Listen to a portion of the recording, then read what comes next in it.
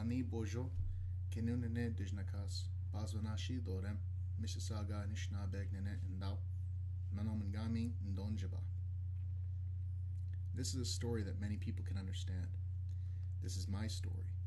It is also the story of my community, Hiawatha First Nation, and our struggles to regain our identity and protect our environment. Most of these struggles are caused by the severe impacts of colonization and can be attributed to a form of nature deficit disorder.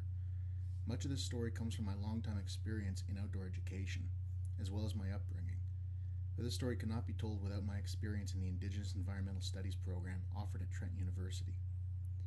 Under the tutelage of Dan Longboat, Barbara Wall, and Carly Armstrong, I was able to expand this story. My people, the Mississauga Ojibwe, have been living within the greater Kawartha Lakes ecosystem since time immemorial. This landscape contains everything from boreal forest growing on Canadian Shield to mixed hardwood Carolinian forests. This region even held the northern edge of the tall grass prairie, specifically the black oak savanna. Within this territory we hunted deer, beaver, duck, and goose. We harvested wild rice, sunchoke, May apples, and maple sugar. We knew the rivers, lakes, marshes, drumlins, forests, and meadows in a manner that any people who live close to the land do. Upon contact with European explorers and settlers, much of our lifestyle changed. The lure of steel, wool, linen, glass beads, and other trinkets fueled us into trapping furs and fighting with our neighbors, the Haudenosaunee. This conflict has grown as colonization progressed. Through treaties, we lost the claim to much of our territory's riches. Due to an alleged basket clause in one of these treaties, our hunting, harvesting, and trapping rights were stripped from us. We struggled to continue our old practices of living with the land, and many Mississaugas were forced to feed their families using the modern colonial methods. Nowadays, though many of our men and women hunt and fish, they are still disconnected from the land. This has caused massive issues for my community, as it has for many others. A loss of respect for the land has developed in Hiawatha due to the trauma of being stripped from our mother. I believe this lack of connection to the land is the leading cause of my community's actions, past and present. What Richard Louv described in his book Last Child in the Woods as nature deficit disorder could easily describe what has happened here. Nature deficit disorder is described as a loss of respect for the environment due to a total removal of the environment from daily life. It also states that the natural world cannot be understood in a classroom setting. It must be experienced firsthand. Children learning from computer screens and from within boxes called classrooms do not get to fully grasp the landscape. The more we are stripped from the landscape, the less we care about what happens to that landscape. And when we do not care what happens to that landscape, we begin to harm it. Though I do not believe nature deficit disorder is an actual psychomedical disorder, I do believe it is describing exactly what has affected my community. I've heard stories from my grandmother, Terry Musgrave, about how she would help her father with the trap line. They'd go out, and whenever they caught a muskrat, her father would ask her to cut a long switch of red willow, also known as red osier dogwood. He would case skin the muskrat, cutting it at the throat and the anus, and pull the skin off like a wet sock.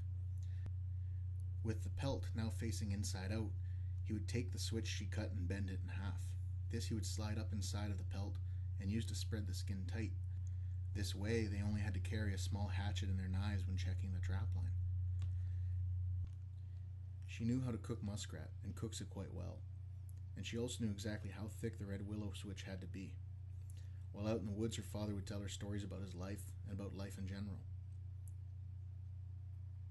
When my father was a boy, his father and uncles would take him out hunting. They would speak our language while out there in the bush. Our language, called Anishinaabe-Moan, is land-based. It requires a relationship with the land to be fully understood. My father knew exactly what types of forests the deer liked in certain times of year. For example, they would prefer the hardwood forests during the autumn, eating acorns, apples, beechnut, and forbs. Come the heavy snow, though, he knew that the deer would head into the cedar and fir groves, so that the ground would not be too difficult to travel on, as well as to shield them from the cold, bitter winds.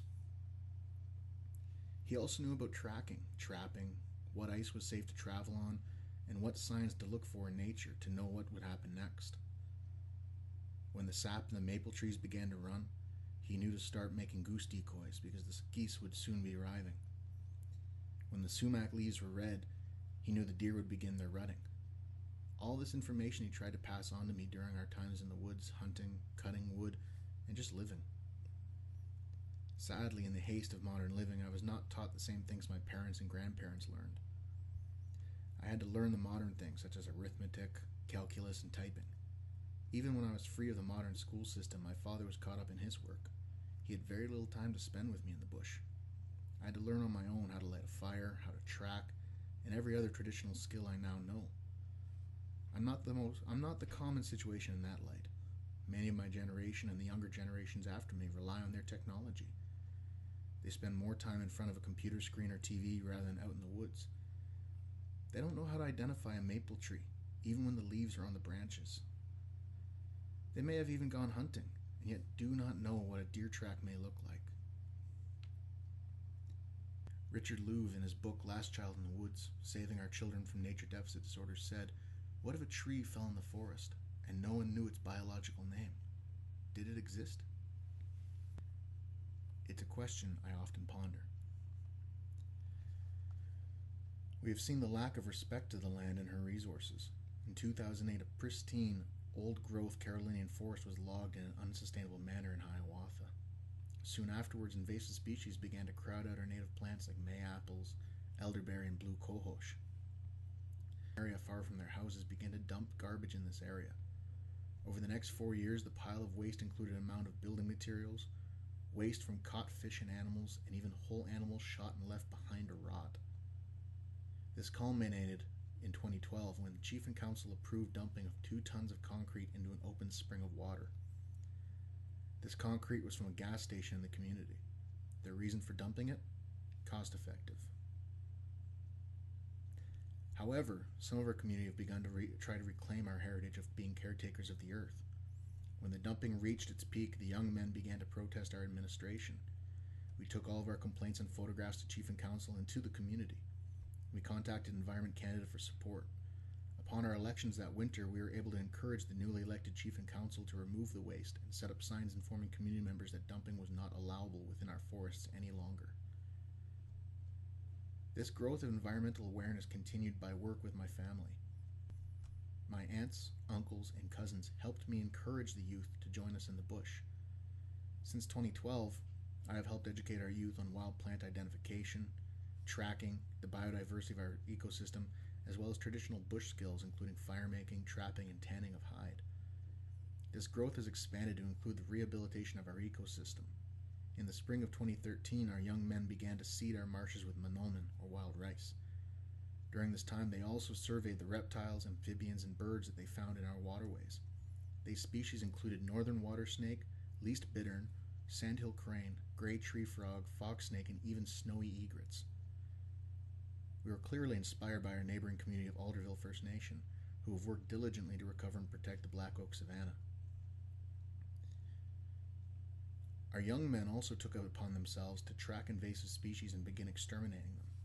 Garlic mustard, dog strangling vine, emerald ash borer, gobies, and other invasive species have been actively hunted and destroyed. Forests that were damaged by the emerald ash borer and invasive plants were rehabilitated with trees and plants that were species at risk, including butternut, bladdernut, cardinal flower, and blue cohosh. With this educating of our youth being a primary focus, we have focused our attention on teaching them how to live in balance with the landscape. What shrubs can be harvested to make baskets and hoops but recover fast, like willow and dogwood? How to make fire in a safe manner and use that fire to help our forests. We let them explore the environment and ask questions. Why is that woodpecker colored the way it is? Why does this flower grow here in the sun and not in the shade? Why does this plant treat my itch from poison ivy? We have taught them how to take clay from the earth and shape it into pottery, tempering it in a fire so that it can hold water for cooking. We have shown the youth how to harvest furs and meat in a responsible, conservative manner. We now know how to make the tools to harvest maple sap and boil it down to maple sugar like our ancestors did. We've also taught them how to grow their own food, focusing on traditional food including Mohawk red flint corn, Cayuga squash, and Huron pole beans. This step of food sovereignty has rewarded our community with the growth of more gardens, healthier food, and more active youth. I believe strongly that if the older generations cannot be reached, then we must try to access the minds of our younger generations. Due to this, when I first came to Trent University, I quickly jumped on board with Trent Aboriginal Cultural Knowledge and Science, or TRACS for short. This youth outreach program, born in the womb of Indigenous Environmental Studies program, helped to make contact with local Native communities, schools, and youth groups to encourage our youth to learn more and expand their minds in regards to the sciences and to nature. This program helped inspire me to become a student of Dan Longboat's and focus my major on IES rather than my original plans of archaeology. Introduction to Indigenous Environmental Studies has opened my mind to many perspectives within the study of our landscape. It has also helped to expand my knowledge of what our ancestors knew, everything from certain sacred laws that were made for us and by us, to modern attempts to protect our ecosystem, many of which have been successful, as I repeatedly fall back into the lessons IES has given me, using the knowledge to fuel and inspire my community.